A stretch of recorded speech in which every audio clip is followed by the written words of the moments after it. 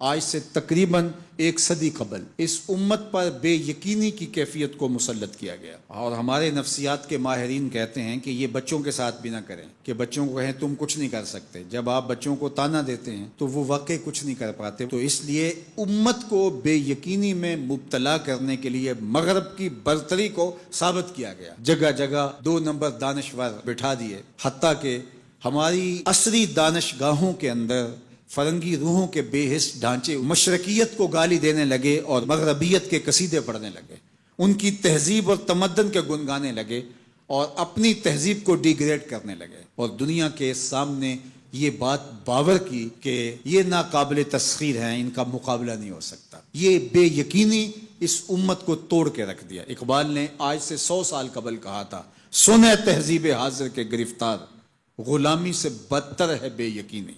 اور اس امت کی نشأت کو، اس امت کی نہضت کو روکا گیا کہ نہیں تم مقابلہ نہیں کر پاؤ گے، اور یہ ماضی کے اندر بھی ہوتا رہا۔ قوم موسیٰ نے کہا تھا ہم تو مقابلہ کر نہیں سکتے، موت سے بدتر زندگی تھی، اور یہ بالکل ہتھیار پھینک چکے تھے۔ پھر حضرت موسیٰ آئے اور ان کو کھڑا کیا، ہمت دلائی، دریائے نیل کے کنارے آئے تو پھر اڑ کے کھڑے ہو گئے۔ چونکہ 12 قبیلے تھے تو کہنے لگے کہ ہم ایک ہی راستے سے نہیں گزریں گے، دشمن پیچھے چڑھا ہوا ہے اور یہ قوم اڑ کے کھڑی ہو گئی ہے دریا نیل کے کنارے کہ نہیں ہم ایک سوراخ سے نہیں گزریں گے، ہمارے قبیلے الگ الگ ہیں، لہٰذا ہمارے لیے الگ الگ راستے بناؤ۔ قومیں جب نکبت میں، رسوائی میں چلی جاتی ہیں تو یہی حال ہوتا ہے۔ وہ کسی نے کہا کہ ہم ایران کا ساتھ نہیں دے سکتے، وہ تو شیعہ ہیں، تو میں نے کہا کہ چلو آپ نیتن یاہو کا دے دو، وہ تو سنی ہے۔ اس حالت کے اندر نیل کے کنارے کھڑے ہیں اور اب بھی کہہ رہے ہیں کہ نہیں ہم ایک گلی سے نہیں گزر سکتے۔ 12 رستے بن گئے، 12 رستوں سے 12 قبیلے گزرے، ادھر وہ بالکل دوسرے کنارے کے قریب پہنچ گئے، ادھر ان کا آخری آدمی دریا میں داخل ہو گیا۔ اب حکم ہوا دریا کو اب تو چلنا شروع ہو، اور یہ پھر پانی میں ڈوب رہے تھے اور یہ کنارے پہ دیکھ کے اپنے قاتل کو آنکھوں سے دیکھ رہے تھے۔ بڑا لطف آتا ہے جب قاتل کو مرتے ہوئے دیکھیں۔ آج کل بڑا مزہ آ رہا ہے، آج کل بہت خوشی ہو رہی ہے۔ یہ آج ہی مجھے کسی نے بھیجا کہ اسرائیل کے وزیر ثقافت نے ایک ہاسپٹل پہ کوئی میزائل لگا ہے اور اس کی کوئی دیوار گر گئی ہے، تو اس نے کہا کہ یہ انسانیت تو نہیں ہے۔ میں نے کہا جب تم نے بچوں کو بھی کھینچ کے نکالا تھا اور آکسیجن کی نالیاں بھی توڑی تھی اور بم برسائے تھے، ان کی رگوں کے اندر بھی سرخ خون دوڑتا تھا، وہ بھی انسان تھے، تم اتنی جلدی بھول گئے؟ تم نے 80,000 لوگوں کو پیس کے رکھ دیا اور آج تمہیں مزہ آیا؟ میاں ابتدائے عشق ہے، روتا ہے کیا؟ آگے آگے دیکھیے ہوتا ہے کیا؟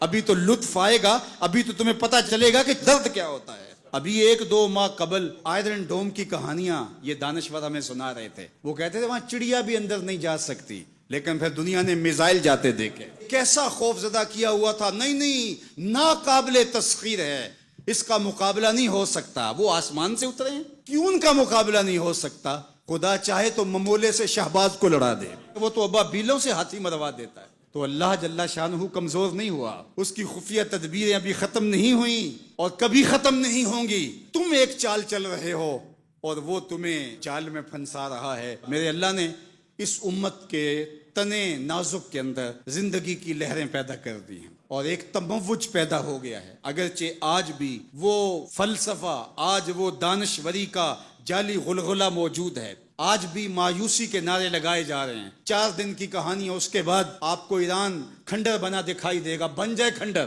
اس سے کوئی فرق نہیں پڑتا۔ جو پیغمبروں نے جنگیں لڑی ہیں اس کے نقصان پیغمبروں نے اٹھائے، اس سے کیا ہوتا ہے؟ تم کھنڈر کی بات کرتے تھو، کربلا کھنڈر نہیں بنا تھا، لیکن آج جھنڈے حسین کے جھول رہے ہیں، یزید کے تو نہیں جھول رہے۔ تو یہ کھنڈر اسرائیل بننے والا ہے، اسلام کا جھنڈا اونچا ہوگا۔ آل اسلام و یالو ولا یولا علیہ، اسلام سر بلند ہے، سر بلند رہے گا، اور شرق سے لے کر غرب تک جھنڈا میرے حضور کے نام کا لہراتا رہے گا۔ اس لیے ہمیں پوری قوت کے ساتھ ایران کے ساتھ کھڑا ہونا ہوگا۔ یہ ایران کی لڑائی نہیں ہے، یہ امت کی لڑائی ہے۔ یہ ان 80,000 بچوں کا، بوڑھوں کا، جوانوں کا بدلہ لینے کے لیے کھڑی ہوئی ہے امت، جن کو پیس دیا گیا اور ان کے اوپر نوحہ بھی نہیں پڑنے دیا گیا، جن کو بھوک اور پیاس سے تڑپا تڑپا کے مارا گیا۔ آج ان بچوں کا بدلہ لیا جا رہا ہے جو انہوں نے اذیتیں دی، جو کچوکے دیے۔ اس ممبر پہ بیٹھ کے ہم روتے رہے، ہماری خلوتیں، ہمارے حجرے آنسوں سے بھر گئے۔ ہم تو صدیوں سے روتے آ رہے ہیں جو ہمارے ساتھ ہوا۔ ہم نے اپنے بوڑھے باپ کو روتے ہوئے دیکھا اس امت کے لیے، ہم نے اپنے مشائخ اور اساتذہ کو روتے ہوئے دیکھا۔ یار یہ وقت ہے، کیوں مایوسی پھیلاتے ہو؟ کتاب ملت بیضا کی پھر شیرازہ بندی ہے کہ شاخ ہاشمی کرنے کو ہے پھر برگ و ثمر پیدا، نوا پیرا ہو ہے بلبل کہ ہو تیرے ترنم سے کبوتر کے تنے نازک میں شاہی کا جگر پیدا۔ انشاءاللہ یہ دن گنے جا چکے ہیں، مغرب سے قیادت مشرق کی جانب منتقل ہونے والی ہے۔ آپ چائنا کے صدر کا بیان پڑھیے، بصیرت اور حکمت سے بھرا ہوا وہ بیان تھا جس نے سینہ ٹھنڈا کر دیا۔ دنیا کی نظروں میں سب کچھ ہے، بس ایک آواز اٹھنی ہے اور دنیا کی نئی صف بندی ہوگی اور مغرب سے مشرق کی جانب قیادت منتقل ہو رہی ہے انشاءاللہ، اور وہ وقت دور بھی نہیں ہے کہ انشاءاللہ اسلام کا جھنڈا پوری دنیا کے اوپر لہرائے گا اور مسلمان سر بلند ہوں گے۔ اور یہ بات ہم عرض کرنا چاہتے ہیں، پوری دنیا بھی اسرائیل کو مان لے، پاکستان کبھی تسلیم نہیں کرے گا انشاءاللہ۔ ہمارے بانی قائد اعظم محمد علی جناح نے کہا تھا کہ یہ امہ کے قلب میں گھسایا گیا خنجر ہے اور یہ مغرب کی ناجائز اولاد ہے، ناجائز ریاست ہے، کسی صورت کے اندر بھی ہم اس کو قبول نہیں کریں گے۔ آج یہ بات بھی سننے کو مل رہی ہے کہ شاید پاکستان ایران کے خلاف اپنے اڈے فراہم کر رہا ہے، ایسا کبھی نہیں ہوگا، یہ سوائے افواہ کے اور کچھ نہیں ہے۔ اللہ نے ہمیں یہ پچھلے دن جو عزت دی، جو وقار دیا انڈیا کے خلاف، ہم نے ناکوں چنے چبوائے ان کو، تو کیا ہم اس عزت کو خاک میں اپنے ہاتھوں سے ملا دیں گے؟ ہم اتنے گرے ہوئے ہیں کہ اپنے ہمسائے ملک کے مقابلے کے اندر ہم اڈے فراہم کر دیں گے؟ کیا ہماری غیرت اتنی بھی نہیں ہے؟ کبھی نہیں ہوگا انشاءاللہ۔ ہم ایران کے ساتھ کھڑے ہوں گے، کیسے کھڑے ہوں گے یہ ہمارے عسکری ماہرین کا تجربہ ہے کہ انہوں نے کیسے کھڑے ہونا ہے اور کس طرح ساتھ دینا ہے۔ ہم وہاں سے زخم لگائیں گے، تمہیں پتہ بھی نہیں چلے گا یہ تیر آیا کدھر سے ہے انشاءاللہ۔ تم چیخو گے لیکن تمہیں پتہ نہیں چل سکے گا کہ یہ پہنچا کیسے ہے، کس راستے آیا ہے۔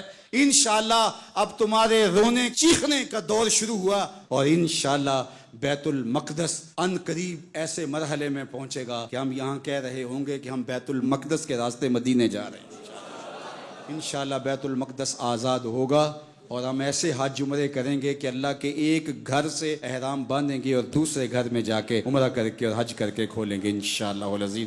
وہ وقت جلد یا بدیر آنے والا ہے چونکہ الحق کو یالو ولا یولا الیہ، حق ہی سر بلند ہوگا، جلد یا بدیر اسلام نے ہی غالب آنا ہے اور انشاءاللہ وہ آ کے رہے گا۔